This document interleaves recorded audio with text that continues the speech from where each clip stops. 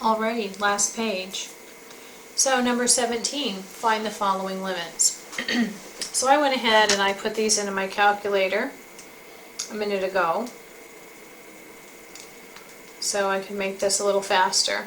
Number 1, you would definitely have to, so I'm just shutting off other graphs that I input there. Number 1, unless you're really, really good at your algebra, you're probably going to have to use a calculator for. So I'm going to graph this first one. You can see my equal sign is highlighted, which means it'll graph that one. The other ones are shut off. And anyway, there's a clear break here. So the limit as x approaches 0 is not going to exist because the limit from the left is not equal to the limit on the right. It's broken. In 2, I did that one in class. Or B, sorry. I did that one in class, and so I'm going to show you that again. Just in case you missed something. I have a complex fraction here, right? I have a numerator in purple, and I have a denominator. And what I need to do is write this as one fraction over a common denominator in the numerator. And I cannot, because I can't add or subtract unlike fractions, right? That's bad. So, essentially, I don't do this. I do it the quick and easy way, but if you like equivalent fractions, I need to make this denominator look like that denominator. And the only way to do that is to multiply by something called an equivalent fraction, for which the numerator and denominator is the same thing. So I'm multiplying this term here by x over x. And when I multiply, I get x over x minus 1 over x. My denominators are now the same, so I can add or subtract the numerators. So I have x minus 1 over the common denominator. And I replace this numerator with the cleaned up numerator. And what that means is I can take this denominator here and just sort of pop it downstairs. So from here to here, that's what I did. I left this upstairs and I took this denominator in the numerator and brought it into the denominator of the whole denominator. Ah, that's crazy. Just drop it down. Okay? And the thing is I would love to cancel those, but I can't because the signs are different. They're not the same term, right? They're not the same factor. So all I do, and all you can do, is pull out a negative from either the top or the bottom. It doesn't matter. I switched the top around. I pulled out the negative 1 and rewrote this because look, if I distribute this back, I'm going to have negative 1 plus x or x minus 1. I'm going to have what I started with. So just pull out a negative and change the signs, and now those are the same, and I can cancel them. Don't forget about your negative, so you have the limit as x approaches 1 of negative 1 over x, and now if I plug the 1 in, I get negative 1.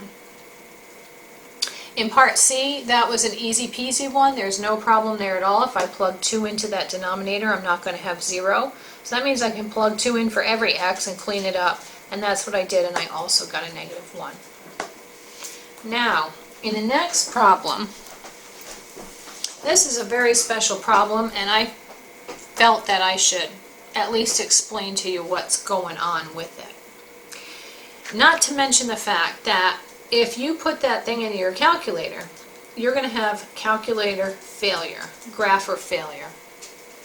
It's going to give you the wrong answer. So, there's the sine of 2x divided by 3x. And if I graph it, it looks like this, and it goes on and on. And if I take the limit as x approaches 0 from the left and the right, it's 0, right? Even if I trace at 0 and zoom in on that 2 or 3 times, it's going through 0. And not only that, if I look at my table and I check out what's going on at 0, it says when x is 0, y is 0. So any kid would look at that and say, oh, the limit's 0, and circle or bubble or choose, the answer choice 0 and get it wrong. And here's why.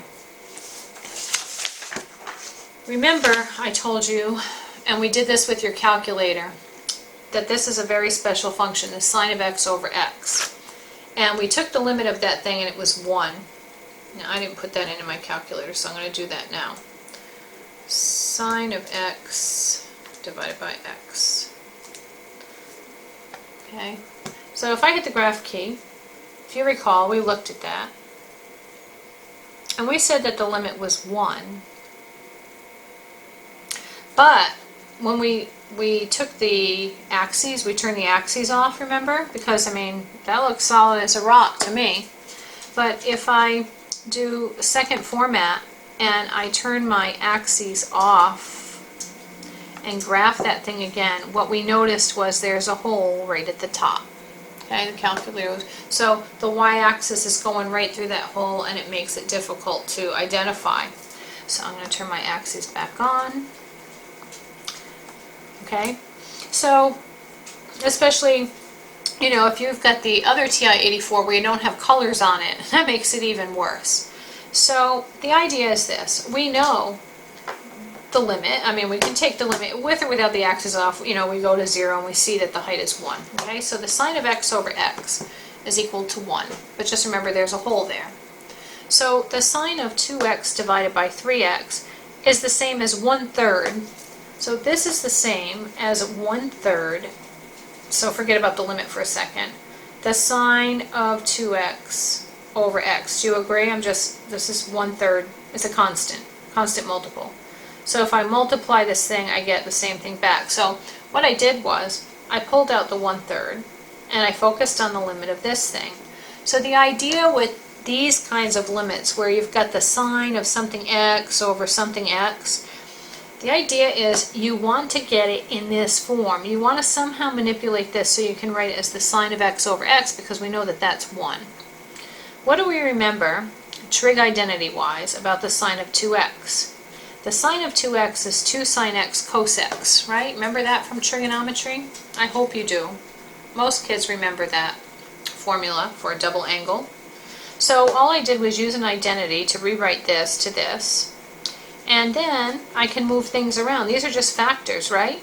And there's a commutativity property for factors or multiples that says it doesn't matter which order I multiply, I'm going to get the same answer. So all I did was I wrote part of it as the sine of x over x times the rest, 2 cos x. Now I know this is 1, so I replace that with a 1. My 1/3 still out here. Now I can plug to 0, I can take the limit, and I know that 2 times the cosine of 0, the cosine of 0 is 1, so 2 times 1 is 2, and 1/3 times 2 is 2/3. So the limit is not 0, it's 2/3. Okay? Keep that in mind. This is something you would have to manipulate using your knowledge, past knowledge of trigonometry. Very important stuff. Alright, number 18. G is a function whose graph is shown below. At what x is g not continuous? Well, g is not continuous at -4. Why?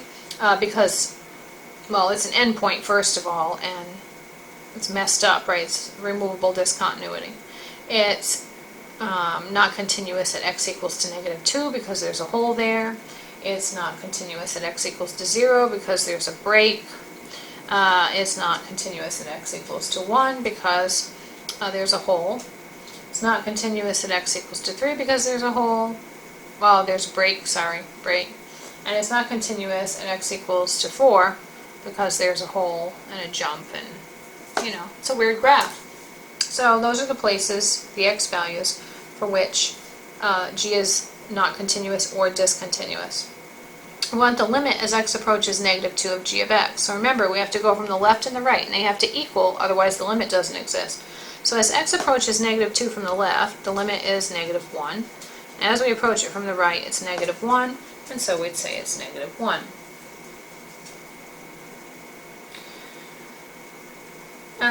This is asking us to find the derivative of this function when x is -1. So when x is -1, what is the slope of the tangent line? Well, the slope of the tangent line on a linear function is going to be the same as the slope of the linear function. So all I need to do is take 2 points on this function and find the slope, right? So, you know, you could use, what is that, -1, -2, and you could even use -2, -1. It looks like the slope's about a -1, and I'm eyeballing it. But anyway, negative 1 plus 2 over negative 2 plus 1 is 1 over negative 1 or negative 1. So even though that there's a hole at that point, it's still a point. Well, okay, it's not a defined point, but you can still use it to find the slope. So the slope of the tangent line is negative 1. D, the limit as x approaches 3 from the left. Well, if we approach positive 3, which is right here from the left, the limit is 0. The height of the function is 0.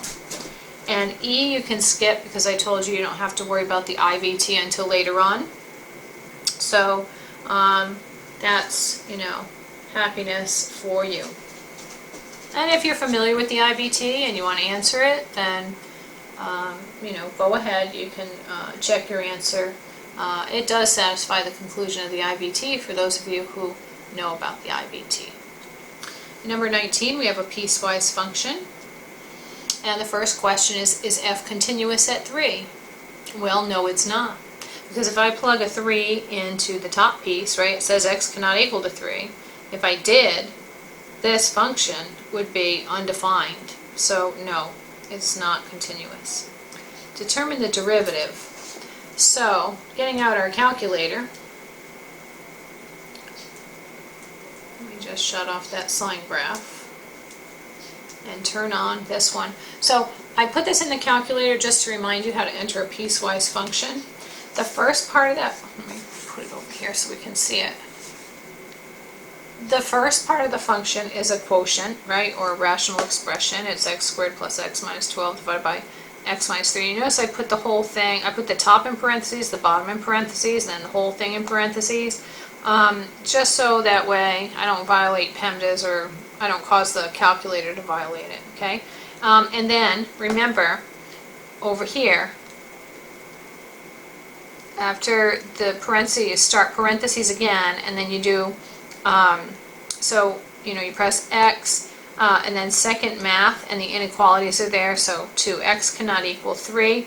You close the parentheses, and then you do plus, and then the value of the second piece, okay, close the parentheses, and then its restriction, times its restriction.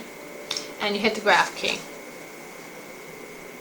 And because of my window, I can't see the graph. No, we can't. But I'm going to do a zoom fit and see what happens there. Okay. And let me just, so you see my X window, I didn't see the increment of 3, so I go a little bit past, so 3.1, because I'm interested in this function when X is equal to 3 because it's a problem. Now, I've got calculator failure here again because I don't see a hole. So, remember with the sine of x over x, I saw a hole very clearly. Here, I don't see it. And you're like, what's going on with this, right? I don't know what the deal is. Let's look at the table. So, just to be sure, this is what you should do on every test. Go to second table, and look at that. Look where x is equal to 3. There's an error. That means there's a hole in the graph, okay? So sometimes our calculators aren't really good about displaying the holes, especially if we're using just the black color. And in the other TI-84s, the TI-84 pluses, not the CEs that don't have color, sometimes it's really, really hard to tell if there's a hole in the graph or not. So your best bet, and you should know there is, because this numerator is factorable. This is a removable discontinuity, right? This is x plus 4 times x minus 3, and the x minus 3s would cancel top and bottom. So anyway, without me factoring it and removing the discontinuity, if I remove that discontinuity, then I don't have a problem. But just keep that in mind. I wanted to show you that. All right, so it's not continuous at x equals to 3 because of a removable discontinuity. Determine the derivative at 0. Well, guess what? I've got a linear function again, right? So the derivative of a linear function is the slope of the function itself, of the linear function itself. So if you want to, you can do second draw tangent at x equals to 0 and hit enter.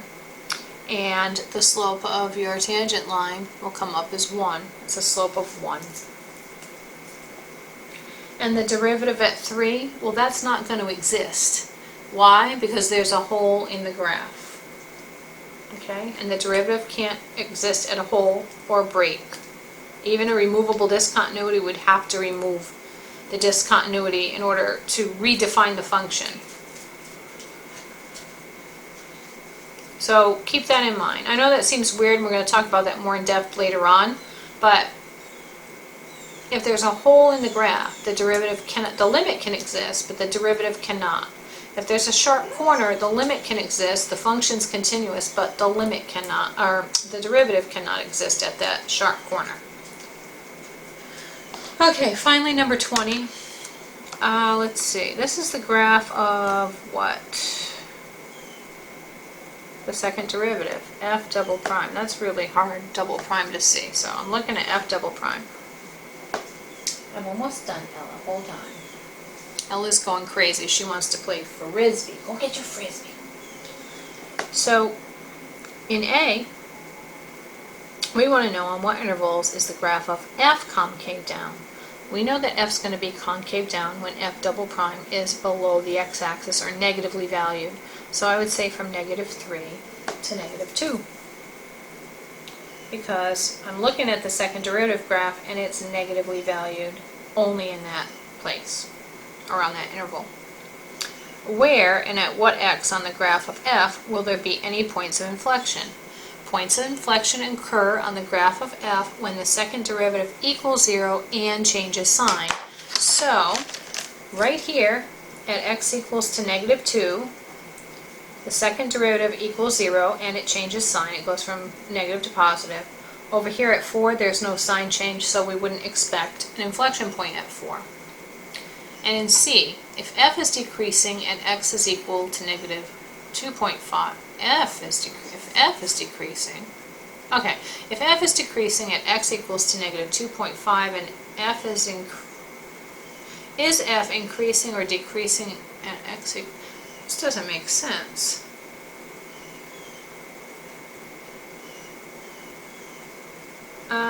Okay, well, I kind of think it doesn't make sense. Alright, so this is the second derivative, and what I know is that from -3 to -2, f prime is decreasing, right?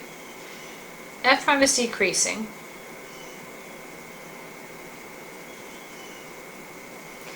I'm not sure, but I think they mean if f prime is decreasing,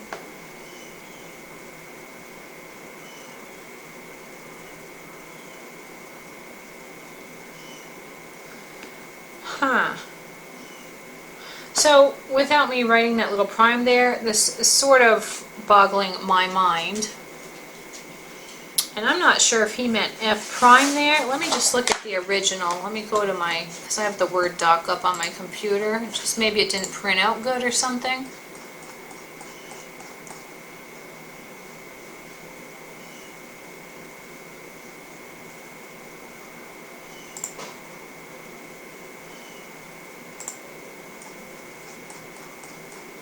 Because it just doesn't,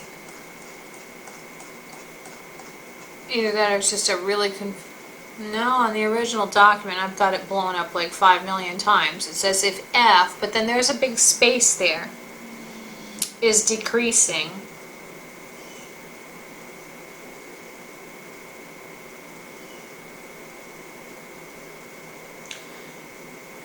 alright.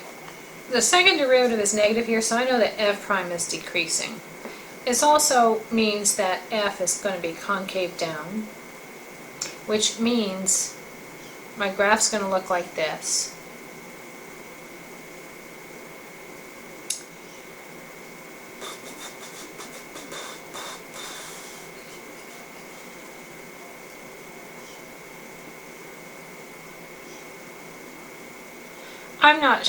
I'm sorry, I'm sort of at a loss for words. I keep reading this over and over, and again, if I get rid of this prime that I drew here, this sort of doesn't make sense to me. If f is decreasing at -2.5, so I'm thinking the original function we already know is decreasing at that point. Is f increasing or decreasing here? At 2. And I really think he means F. Wait, get the answer key here and see. Alright, F prime, so I'm looking at the answer key. I'll show it to, oops, I'll show it to you.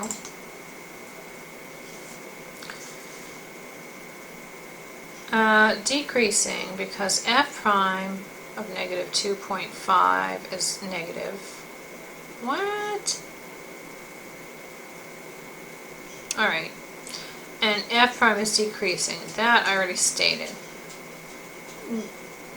When x is between negative 3 and negative 2, so that F prime of negative 2 is less than F. So see, he's got F prime and F prime again. You know what? Ain't nobody got time for this. Alright, so we're skipping that because I think it's a messed up question and I wouldn't put anything crazy like that on the test anyway. So anyway, that's going to conclude page 4 and ergo the entire test review. So I hope this helps. Let me know if you have any questions and have a great rest of your weekend.